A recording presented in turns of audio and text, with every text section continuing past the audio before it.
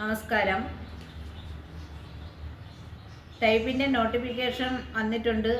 അപ്പോൾ ആദ്യം ഇത് രജിസ്ട്രേഷൻ ചെയ്യണം. രജിസ്ട്രേഷൻ ചെയ്തിട്ട് ഇതിൻ്റെ യൂസർ നെയിമും പാസ്വേഡും തരും.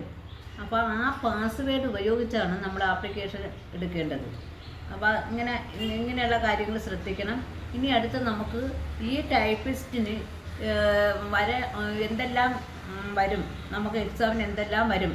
അപ്പോൾ ആദ്യം നമ്മൾ എടുക്കുക ജനറൽ നോളജ് ആൻഡ് കറണ്ട് അഫയേഴ്സാണ്. അത് 10 മാർക്കിനാണ്. കമ്പ്യൂട്ടർ വേർഡ് പ്രോസസ്സിങ് അത് 40 മാർക്കിനുണ്ട്.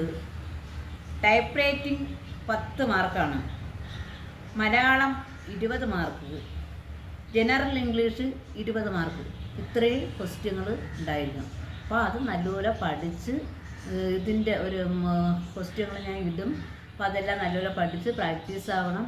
പ്രാക്ടീസ് ആയിക്കഴിഞ്ഞാൽ നിങ്ങൾക്ക് നല്ല മാർക്ക് കിട്ടിയാൽ നിങ്ങൾക്ക് ജയിച്ച് നിങ്ങൾക്കൊരു ജോലി സമ്പാദിക്കാം. ഇത്രയും പറഞ്ഞുകൊണ്ട് ഞാൻ നിർത്തുന്നു.